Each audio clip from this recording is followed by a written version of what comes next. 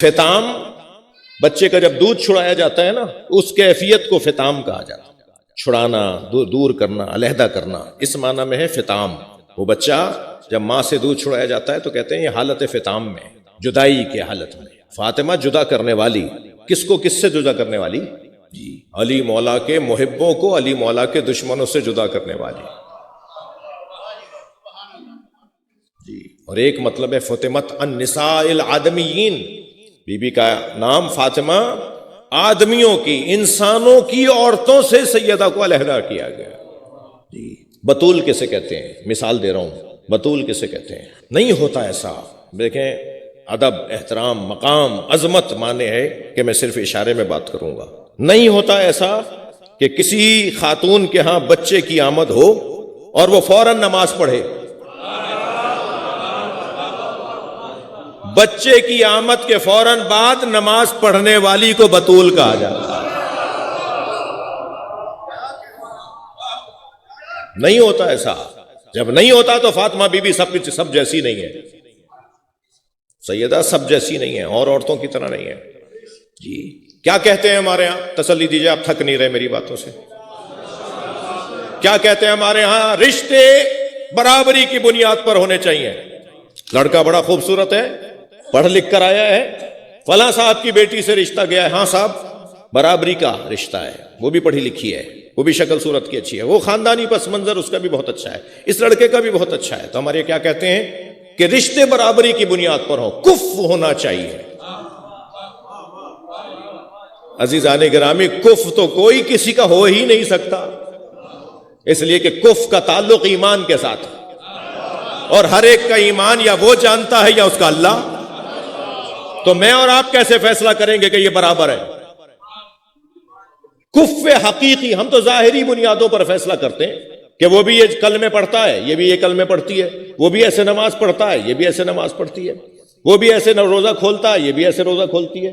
تو ہم تو ظاہری بنیادوں پر فیصلہ کرتے ہیں کہ دونوں ایک جیسے ہیں، ورنہ کوئی بھی کسی جیسا نہیں ہے۔ اس پوری کائنات میں کوئی رشتہ برابری کی بنیاد پر نہیں ہوا۔ میری اور آپ کی نسلیں قربان، ساری کائنات لاکھوں مرتبہ بنائی جائے اور وہ قربان کر دی جائے، تب بھی کم ہے جناب خدیجہ کی جوتیوں پر۔ مگر مجھے بتائیے، کیا سرکار دو جہاں کے برابر ہیں بی بی؟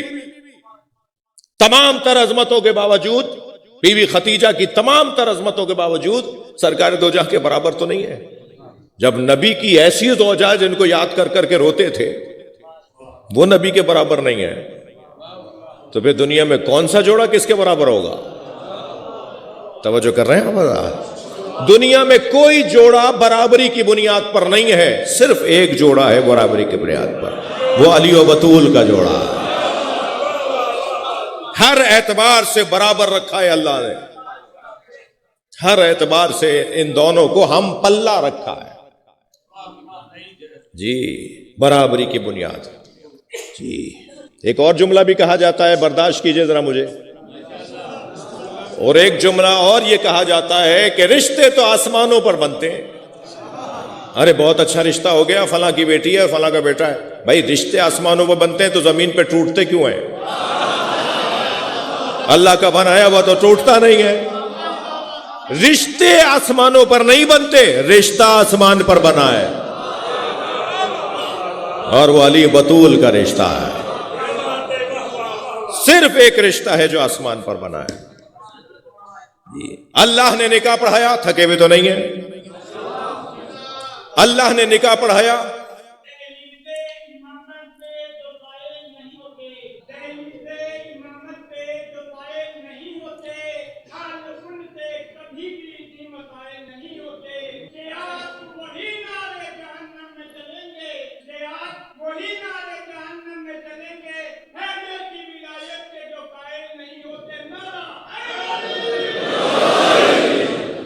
توجہ کر لیا آپ نے؟ صرف ایک رشتہ آسمان پر بنا، اور نکاح پڑھانے والا بھی اللہ، اور 70,000 فرشتے نکاح پہ گواہ۔ جب نکاح پڑھانے والا اتنا بڑا ہو، سب سے بڑا ہو، بلکہ سب سے بڑا ہونا بھی اس کی شان کے مطابق نہیں ہے، اللہ اکبر کا مطلب بھی سب سے بڑا نہیں ہے. میرے معصوم امام سے کسی نے پوچھا اللہ اکبر کا مطلب کیا ہے؟ امام نے فرمایا لوگ کیا بولتے ہیں؟ تو جواب دیا کہ لوگ یہ کہتے ہیں اللہ اکبر و من کل شے، اللہ ہر شے سے بڑا ہے. حضرت فرمایا معاذ اللہ، معاذ اللہ. جو یہ کہتا ہے کہ اللہ ہر شے سے بڑا ہے وہ شے کو مانتا ہے، تب اللہ کا مقایسہ کر کے کہتا ہے اللہ ہر شے سے بڑا ہے. اللہ کے ساتھ تو کسی شے کو تصور میں نہیں لایا جائے گا.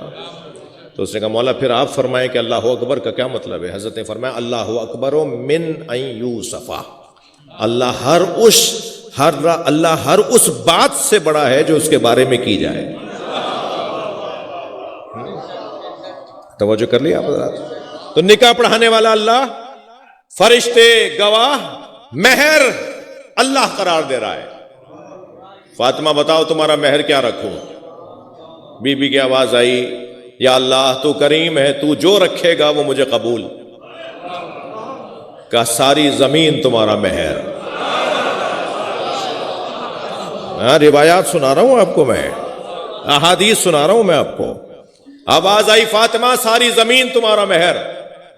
اس حدیث کی تشریح میں میرے چھٹے امام سے جب پوچھا گیا، صلوات پڑھ دیجئے.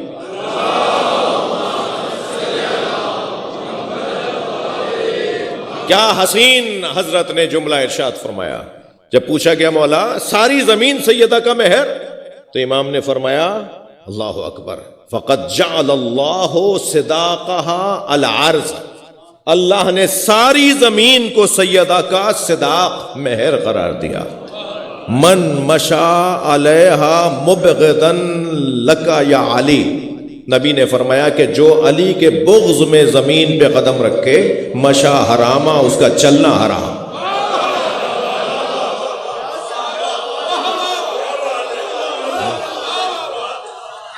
ساری زمین سیدہ کا مہر. یا اللہ جو تو قرار دے گا وہ اس پہ راضی. اللہ نے پھر ارشاد فرمایا فاطمہ اس سے زیادہ، اس سے ہٹ کر مہر رکھوں؟ کہ تو کریم ہے، کا سارا نمک تمہارا مہر. فاطمہ اس کے علاوہ کوئی مہر؟ تو کریم ہے، کا سارا پانی تمہارا مہر. کہ فاطمہ اور مہر رکھوں؟ کہ یا اللہ یہ تو نے اپنی پسند سے رکھا ہے، تیری خوشی کی خاطر ایک مہر بتاؤں؟ آواز آئی فاطمہ تو راضیہ مرضیہ ہے. یا اللہ میرے بابا کی امت کی نجات میرا مہر. میں امت مصطفیٰ کو دوزخ میں نہیں دیکھنا چاہتی، امت مصطفیٰ کو میں جہنم میں نہیں دیکھنا چاہتی. تبھی تو اپنے بچے قربان کیے ہیں، تبھی تو سارا گھر قربان کر دیا تاکہ امت دوزخ میں جانے کا کوئی عذر ہی نہ رکھتی ہو. جی اچھا، مہر سیدہ کا 5-8 منٹ اور بولوں گا. مہر سیدہ کا پروردگار عالم نے قرار دیا. مہر دیتا کون ہے؟ اس کا مطلب ہے آپ نے دیا نہیں ابھی تک. جواب ہی مختلف آ رہے ہیں. شوہر حضرات دیتے ہیں، بھائی شوہر پر واجب ہے. بڑے طے کرتے ہیں، دیتا شوہر ہے. بڑے طے اس لیے کرتے ہیں کہ وہ بڑے ہیں، ان کو یہ اختیار تو دو کہ وہ مہر طے کر دیں، مگر دینا تو شوہر کو ہے نا. اب وہ دادا دیں گے کیا مہر؟ جی زندگی تم گزارو اور مہر دیں گے دادا. اچھا جنہوں نے مہر رکھا تھا وہ تو رحلت فرما گئے، اب مہر کون دے گا؟ مہر شوہر دے گا نا. تھوڑا بول دیجئے. ایک صاحب کہنے لگے یہ شوہر حضرات بیویوں سے دبتے کیوں ہیں؟ مجھے نہیں پتا ہے عورتیں سن رہی ہیں یا نہیں، مجلس سن رہی ہیں نا. شوہر حضرات بیویوں سے دبتے کیوں ہیں؟ تو کہنے لگے مقروض ہیں. اچھا پرانے وقت کے لوگ تو 5-5 ہزار میں چھٹ گئے. جی بزرگ جو تشریف فرما ہے، مجھے نہیں پتا کہ ان کا مہر کیا طے پایا تھا. 2000 5000 بھائی وہ اس وقت میں تو یہی رقمیں تھیں. آج تو وہ ایک جگہ میں نکاح پڑھانے گیا، میں نے کہا جی کیا رکھوں مہر؟ کہنے لگے 20 لاکھ. تو میں نے کہا بھائی مجھے لڑکے سے ملواؤ. کہنے لگے کیوں؟ میں نے کہا یہ دینا نہیں ہے کیسے؟ کہنے لگے نہیں اللہ نہ کرے جو دے. میں نے کہا کیوں؟ کہنے لگے طلاق تھوڑی ہونی ہے. کتنی بڑی غلط فہمی ہے کہ مہر تو دینا ہی تب ہے کہ جب طلاق ہوگی. بھائی طلاق سے مہر کا کیا تعلق؟ خوشیوں سے مہر کا تعلق ہے.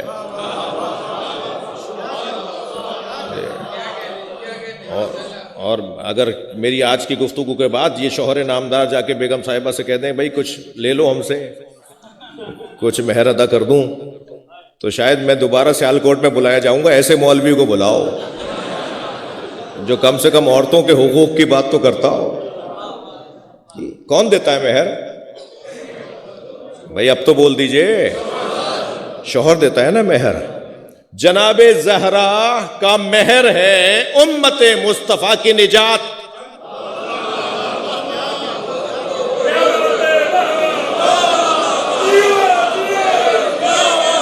سیدہ کا مہر ہے امت مصطفیٰ کی نجات. نجات چاہ کے جنت میں جانا چاہتے ہو، علی کا نام اچھا نہیں لگتا.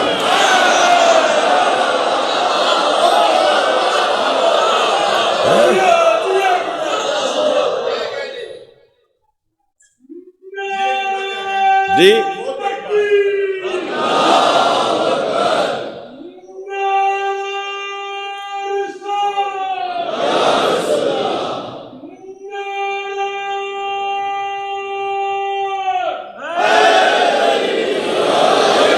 جی مہر مولا علی ادا کریں گے نا. کون لے جائے گا جنت میں؟ کچھ کہو گے؟ اچھا. دین کا پردہ کافر کے چہرے سے ہٹانے آئی تھی. یا اللہ خیر. دین کا پردہ کافر کے چہرے سے ہٹانے آئی تھی. دنیا بھر کے غاصب پہچان بتانے آئی تھی. خیال رکھنا سنی بھائیوں کا. دیکھ تمہید جناب زینب کی ماں خطبوں سے دربار ہلانے آگے پتا کی حاجت کا تھی جنت کی شہزادی کو، وہ توڑی کے دشمن کی اوقات.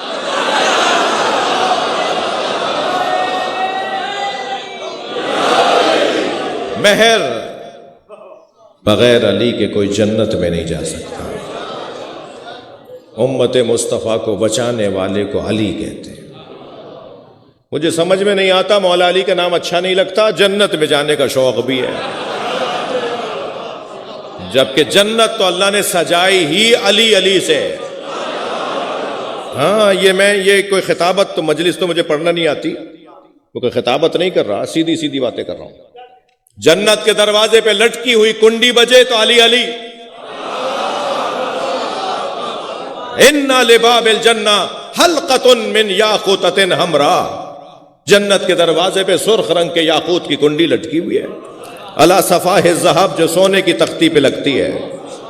اذا دقت الحلقہ، جب یہ بجتی ہے نا، اذا دق الباب، اذا دقت الحلقہ تنت وقالت یا علی یا علی یا علی.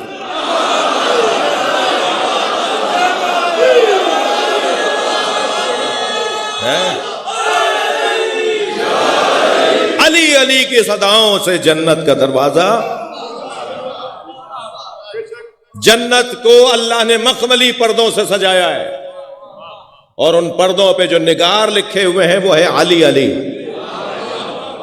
تیز ہوا جنت میں چلتی ہے تو ہوا کی آواز سر سر نہیں ہوتی.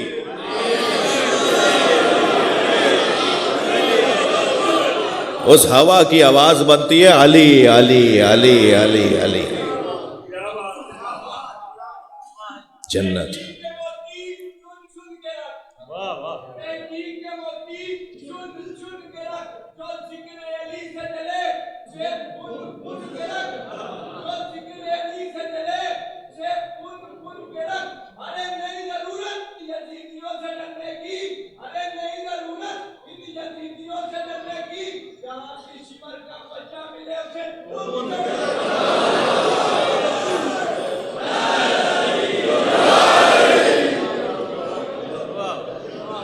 ملنگوں کا تو یہی مزاج ہوتا ہے. جی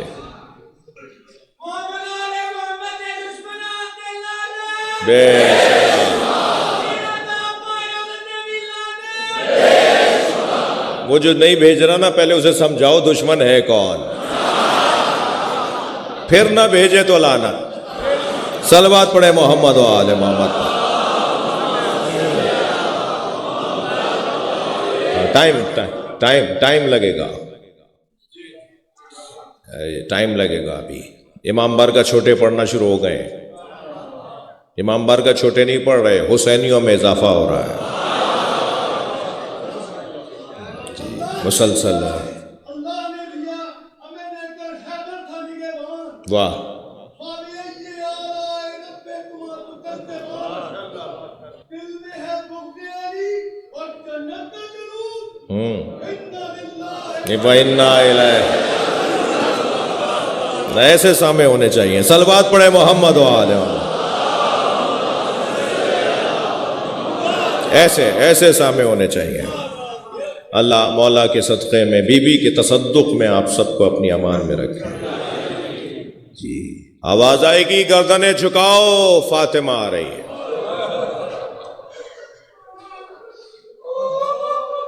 غضوا ابصارکم حتی تجوز فاطمہ. آواز قدرت محشر میں گونجے گی. سیدہ عذبہ نامی سواری پر بٹھا کے لائی جائیں گی.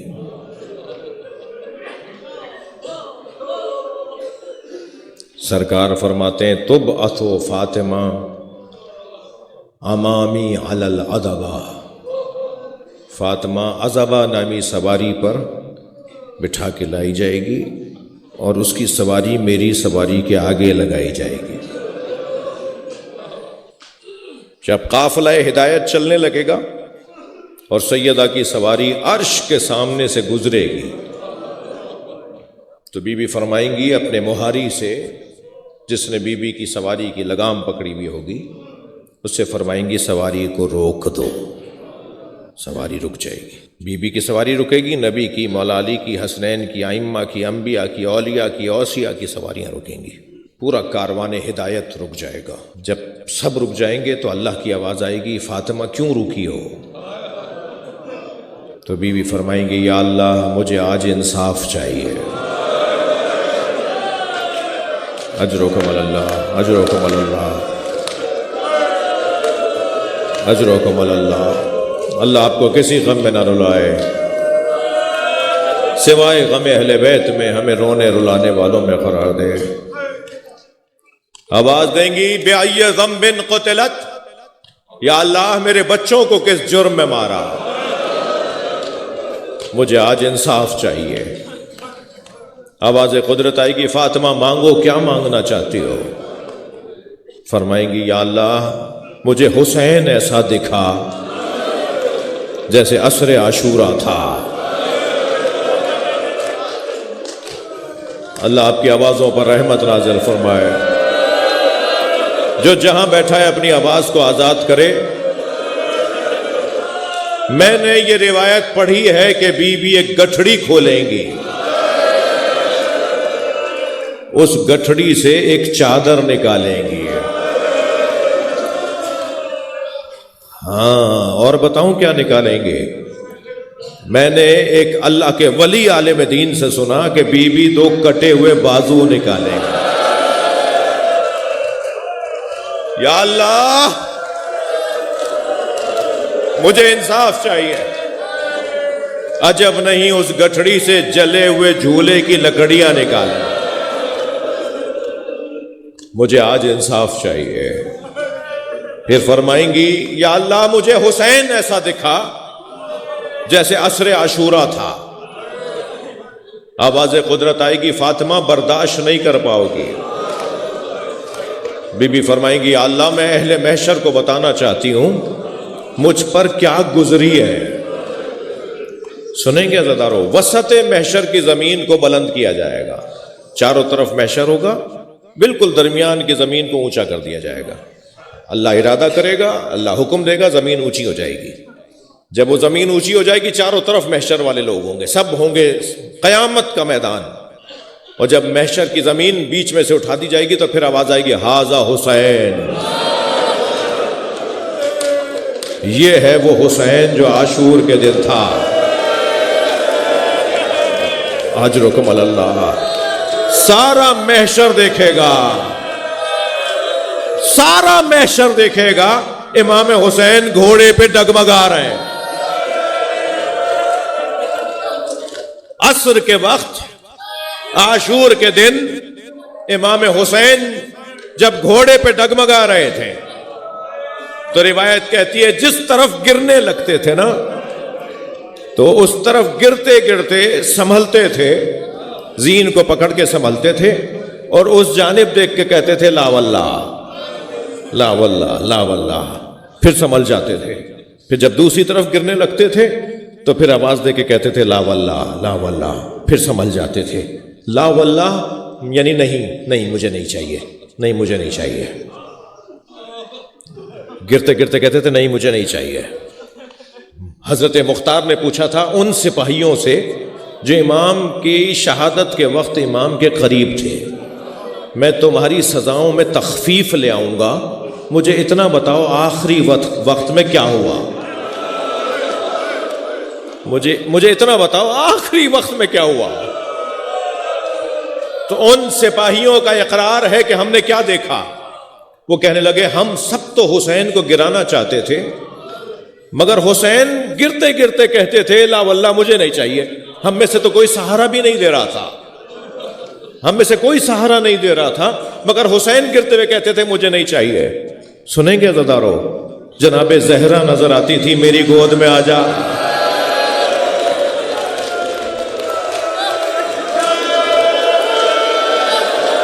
فرماتے تھے اماں یہ میرا امتحان ہے، اماں مجھے خود گرنے دیجئے، اجرکم اللہ۔ یہ منظر محشر میں دکھایا جائے گا، جیسے اس وقت آپ رو رہے ہیں نا، پورا محشر گریا کرے گا، پورا محشر رو رہا ہوگا، گویا وہ میدان محشر نہیں ہوگا، وہ عاشور کے دن کی مجلس بن جائے گی۔ اجرکم اللہ۔ ہو گئی مجلس عزادارو، ہو گئی، آپ نے گریہ کر لیا۔ اس ماں پہ سلام جو اپنے بچے کو گرتے ہوئے سہارا دے رہی ہے، اس ماں پہ سلام کہ جس نے کبھی اپنی سکینہ کو اونٹ سے گرتے دیکھا۔ سلام ہو جناب زہرا پہ، کہاں کہاں اپنے بچوں کو رونے گئی ہیں۔ اور جب امام حسین زمین پر آ جائیں گے نا تو محشر میں نظر آئے گا حسین نے زین تو چھوڑ دی مگر زمین تک پہنچنے میں دیر لگ رہی ہے، تیروں پر معلق بدن رہے گا زہرا کے لال کا۔ ہو گئی مجلس، ہو گیا گریا، میرا دل کہہ رہا ہے ایک منزل اور آگے آ جائیے۔ میں آپ رونے والوں سے پوچھوں، کربلا عاشور کے دن امام حسین پر گزرنے والے مصائب میں سب سے بڑی مصیبت کیا تھی؟ اون و محمد کے جنازے، بہن کو کیا منہ جا کے دکھاؤں، زینب کے بچوں کو لے کر آ رہا ہوں، قاسم کا لاشا، اپنی بھابھی ام فروہ کو جا کے کیسے بتاؤں کہ میرے بھائی کی نشانی گھوڑوں کے سوموں کے نیچے پامال ہو گئی، حضرت علی اکبر کا لاشا، ام لیلہ کو کیا بتاؤں کہ علی اکبر کے ساتھ کیا ہو گیا، حضرت علی اصغر کا لاشا جو کبھی آگے جاتے تھے انا للہ اور کبھی الٹے پیر واپس آتے تھے رضن بقضائہ و تسلیما لامرہ۔ یہ مصیبت سب سے بڑی مصیبت تھی؟ نہیں عزادارو، کربلا میں ایک ایسی مصیبت ہے کہ جس کا بیان کرنا مجھ سے تو مشکل ہے، میں کیسے بیان کروں؟ مولا حسین مجھے زبان دیں تو میں بات کروں۔ جب امام گھوڑے سے زمین کی طرف آ گئے، قاتلوں کا حلقہ تنگ ہونے لگا، ہر شخص کے ہاتھ میں خنجر ہے، بحث یہ ہے کہ میں سر کاٹوں گا، اجرکم اللہ، اجرکم اللہ۔ دوسرا ظالم کہتا ہے میں سر کاٹوں گا۔ امام حسین کے گرد قاتلوں کا حلقہ تنگ ہونے لگا تو ایک شخص کی آواز آئی، اتنا رکو کہ حسین کی روح پرواز کر جائے۔ امام کے بدن سے خون بہہ رہا تھا، امام زمین پر تھے، ایک ظالم کی آواز آئی، اتنا رکو کہ حسین کی روح پرواز کر جائے، تب سر کاٹ لینا۔ تو ایک ظالم نے مڑ کر دیکھا اور اس مجمع میں جہاں سے آواز آئی تھی وہاں دیکھ کر کہا کیسے طے کریں حسین زندہ ہے؟ اس لیے کہ امام کے بدن میں تحرک نہیں تھا۔ کہنے لگا کیسے طے کریں حسین زندہ ہے؟ تو ایک اور ظالم کی آواز آئی، میں ایک جملہ کہوں گا، اگر حسین زندہ ہوئے تو اٹھ کے بیٹھ جائیں گے۔ میں اس ظالم سے کہوں گا تو کیا کہنا چاہتا ہے؟